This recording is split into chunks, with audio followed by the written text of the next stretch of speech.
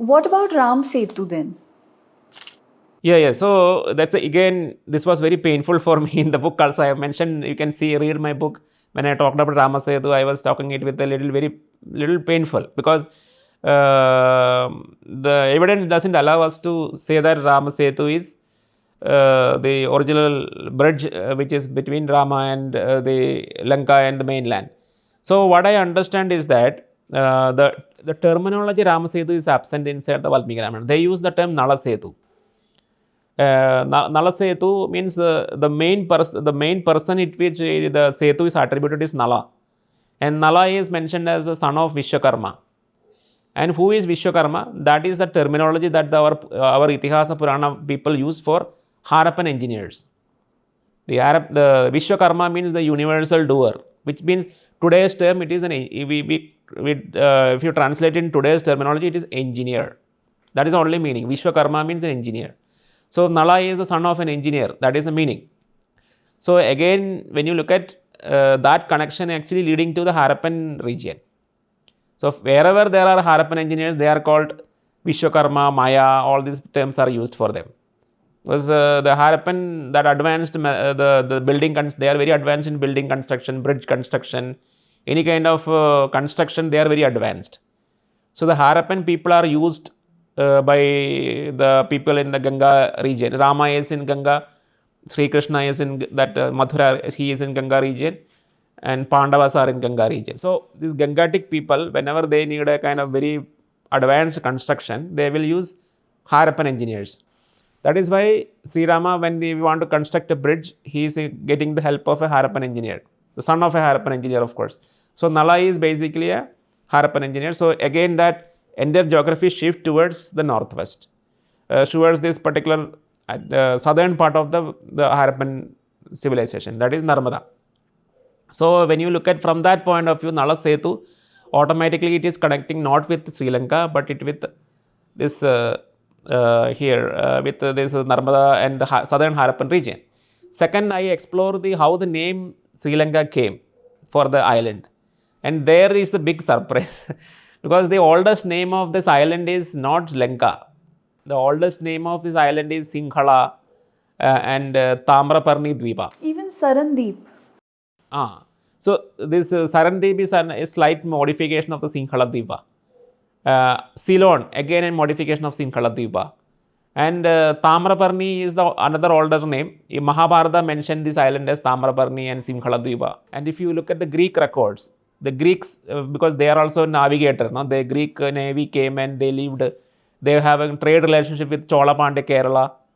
So there the name given to this island is Taparben, which is a rendering of Tamraparni. So even from Mauryan period, you have historical records of the name of this island. It is Tamraparni. That is the name. Nobody calls it Lanka. And the name Lanka came because there was after Gupta period, so there are certain Purāṇas are authored where they constructed a temple in Rameshwaram. There is a temple. For that they attributed to Sri Rama. And then there are so many temple Aithihyams, right? Temple Aithihyams are not always accurate.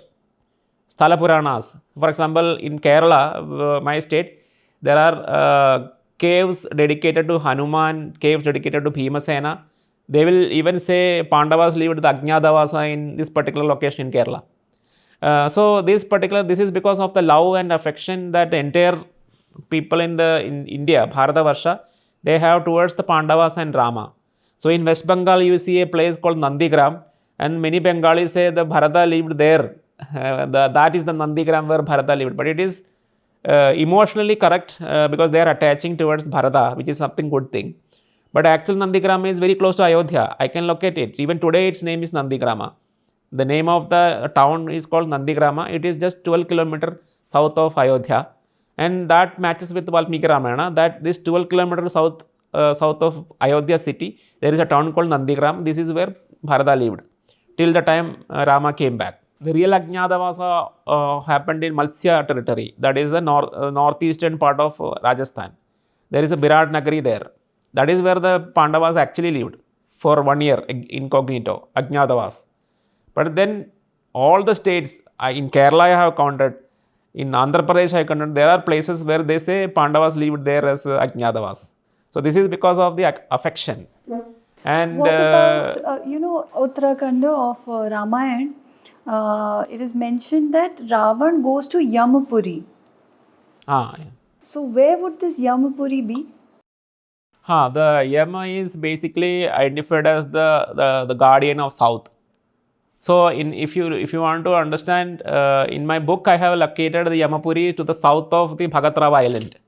Yamapuri can be considered as Mumbai, for example, because it is to the south of that Narmada river mouth. So any region to the south of Narmada mouth qualifies to be Yama. So you're saying that it's still in the Indian subcontinent. It is in the Indian subcontinent. See, there are certain researchers who will exaggerate this entire chronology. So, when I look at in the Vanaras, there is 4 sargas in Valmiki Ramayana, where they mention that Sugriva mentioned in a future tense to the Vanaras, you should search Sita in this location, in eastern location, western location, northern location, southern location.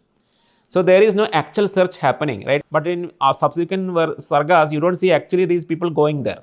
So that 4 sargas is a later addition inside the Valmiki Ramayana, and that search is only along Vindhya, no other place.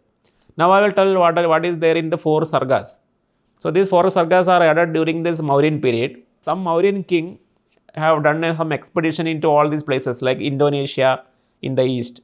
So he talks about the islands in the Jwalamukhi, that is Java island, everything is mentioned in that. So this expedition actually happened during the Mauryan period. And there is in the northern direction, this Mauryan expedition went up to Siberia. So up to Siberia geography is mentioned in the Valmiki Ramayana.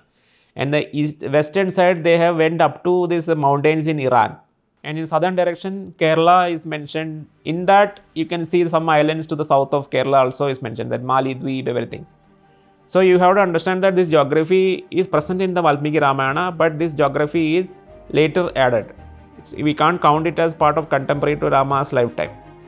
So some researchers, what it is, this is the original thing, and this is the Mauryan expedition. Some researchers will say that the west up to South America, they went up to South America, and they try to identify some mountains in South America and say that Hanuman or Sugriva sent his Vanaras up to the South American island. But I don't subscribe to that. It's an exaggeration. Fortunately, in the northern side up to Siberia, nothing else is there. So there is no exaggeration there. There are scholars who argue that, who say that Patal Lok is actually South America.